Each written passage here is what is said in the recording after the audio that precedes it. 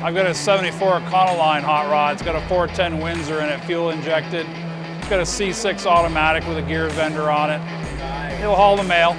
You know, short wheelbase, no windows. You know, last year of that year series. Because I just got rid of my 60 panel truck. That just still has the 292 in it. Right, Y block. Yeah. Yeah, the beauty of all of those vehicles that you mentioned is that we offer options for all those vehicles, you know. Flathead, Y blocks, it don't matter to us. You know, we got a Y or flathead adapter on this one, so you can take those old, you know, older motors, you know, and give them some life and some legs, and so you can bring that nostalgic back. You can have the old flathead and still have, you know, conveniences, and you don't feel like, my God, I'm going to pop the radiator cap on this thing, you know, or non-synchro, right? You know, and it used to be, oh, automatics were easier to go because you could just slap it in, right? Well, we now make the manual shifts easy enough. I've talked to you before. Yeah, at a couple different places that you've been. Yeah, we try to get out to this show every year. Yeah. So it's two transmissions kind of in one. So you have these two clutches and they're computer controlled with solenoids. So you don't even have a clutch pedal anymore. So as you're going through the DCT, you put it in gear like you would an automatic, but there's no torque converter. So the computer controls when the clutches are engaging, and the computer controls when the transmission's shifting. I don't have anything with a computer.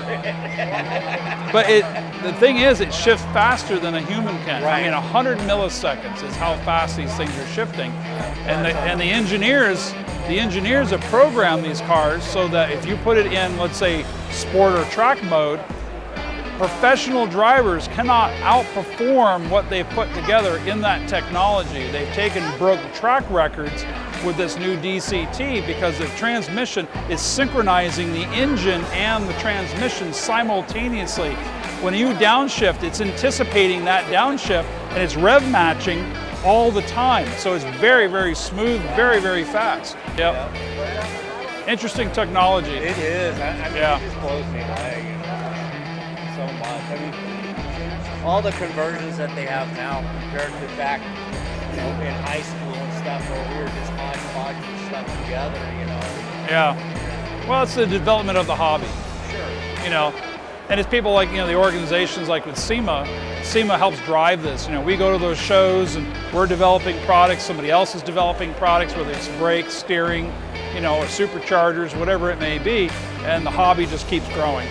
You know, it's nice that you can take, let's say, a '69 Camaro and it's got vintage air and the wazoo interior, and it handles and stops and steers better than it ever will. You know, and you can buy entire chassis from, let's say, the Roadster shop. You know, any of these high-end companies, you can build a heck of a car for $80,000 or $90,000. You know, as compared to, let's say, maybe just buying a car, or even maybe buying a newer car, but customizing it the way you want it. Like you were saying just a moment ago, like on your trucks, you can take the 1970s pickup truck. Maybe you were somewhat limited as to what you can do or where you would use it, where when you have a 5-speed with the reduced overdrive, now you're able to go down and drive it to and from someplace more comfortably. Right. Whereas before it's like, well, I got the 390 gear, you know, and the motor's just revving like crazy, and you're like, I just don't want to drive that anymore. Right. It all changes now. Right, especially with the fuel costs going up. Oh yeah.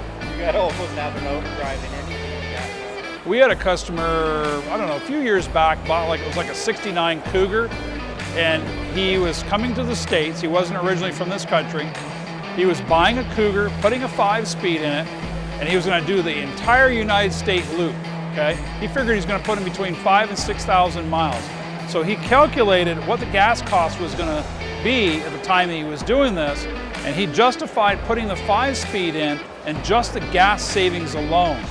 He figured in 5,000 miles you'll have the transmission paid for and the savings. And I'm like, I never thought of it that way, but that makes perfect sense. But then he has all the conveniences and the reliability. I always meet a lot of the car community. That's what I really like about this show. Yeah, that's it. You know, it's the gearhead. You know, absolutely. Being on all the forums and stuff, and reading about it. You know, I'm on the early Mustang page. I just sold the '65, and you know, they're all asking questions about Yeah, we've been posting a lot of links and videos that we've been shooting. So we're shooting some more video as we speak, as a matter of fact. Nice. And so we're getting those promotional pieces out there and letting people know what we're doing.